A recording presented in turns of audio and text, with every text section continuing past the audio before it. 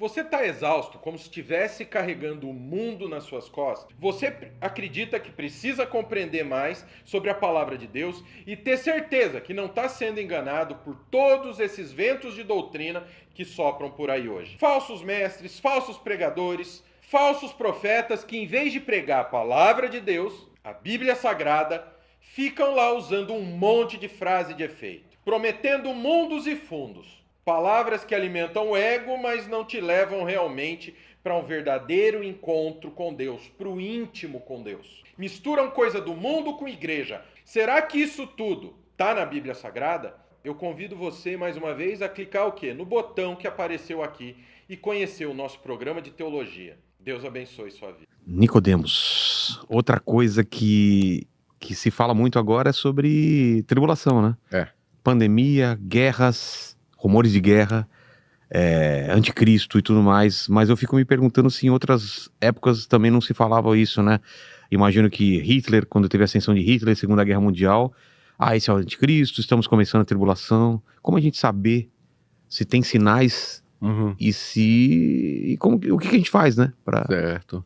Olha, Rogério, eu acho o seguinte, eu acho que há uma má compreensão muito comum do sermão escatológico de Jesus, que inclusive você citou.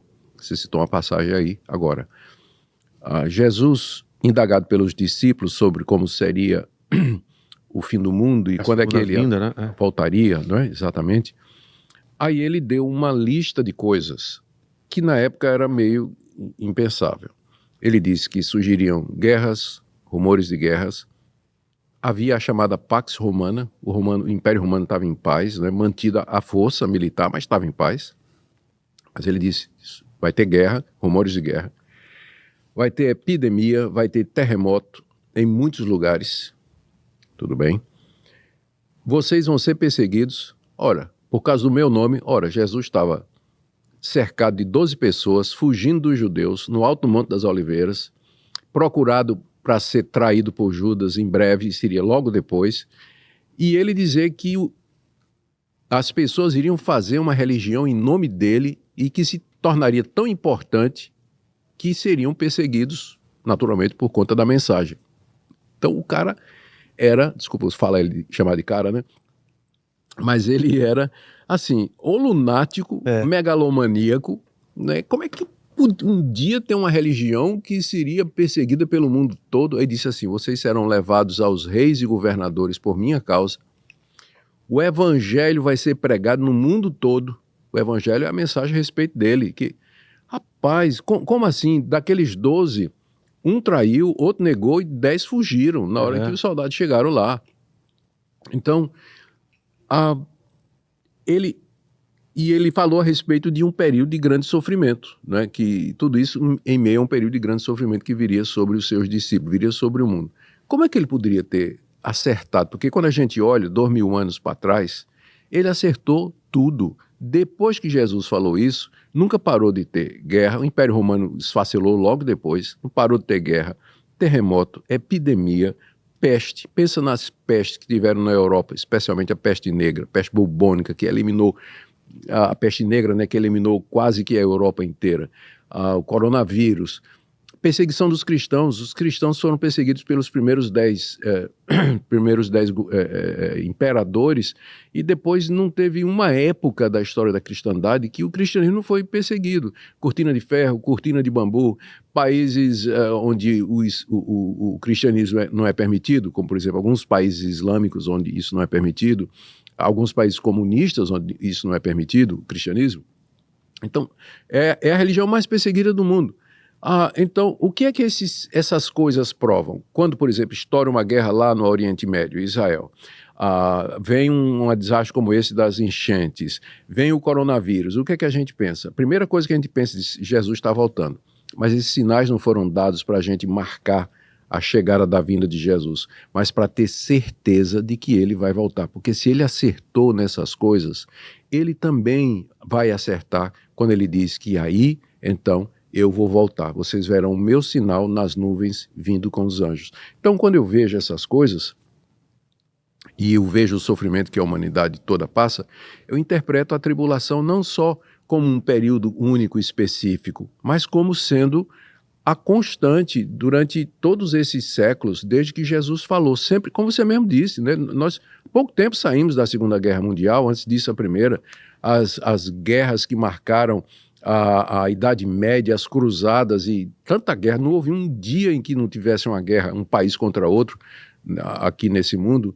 Então, eu não digo assim, é a grande tribulação, eu digo, isso faz parte dos sinais que Jesus disse que haveriam de acontecer para garantir que só ele resolve esse mundo e que ele está chegando para fazer isso. Diante disso, o que é que eu faço?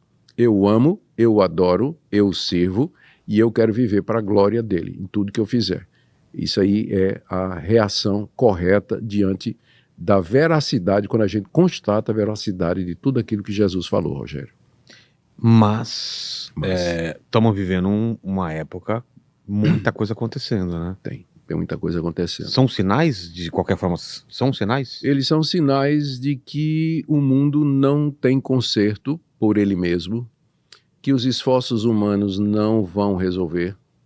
São sinais de que alguma coisa está radicalmente errada na realidade, na criação, na humanidade, no mundo.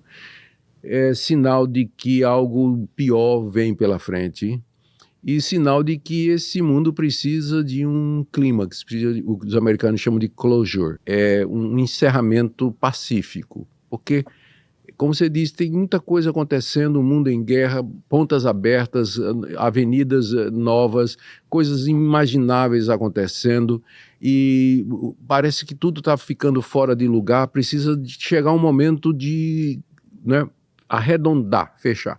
Está tudo levando para isso. Isso vai acontecer quando Jesus vier. Antes disso, não. E qual é o sentimento que a gente tem que ter em relação a isso? Medo?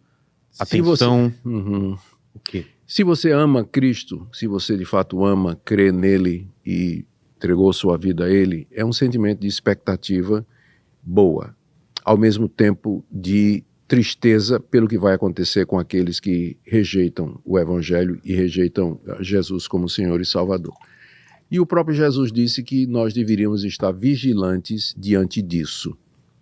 Estar preparados, viver uma vida correta, viver uma vida que esteja de acordo com a palavra de Deus. É essa a atitude que nós deveríamos ter. Amor ao próximo, cuidar dele, mas sempre na esperança da vinda do Senhor Jesus. Tendo consciência de que não há remédio para esse mundo. Isso não quer dizer, Rogério, eu não quero ser mal interpretado. Isso não quer dizer que a gente não possa fazer o bem, não deva fazer o bem. Não é deixar rolar. Não, mas é a gente fazer isso tendo consciência que a solução final, ela é sobrenatural. É Cristo, não tem outra. Entendi.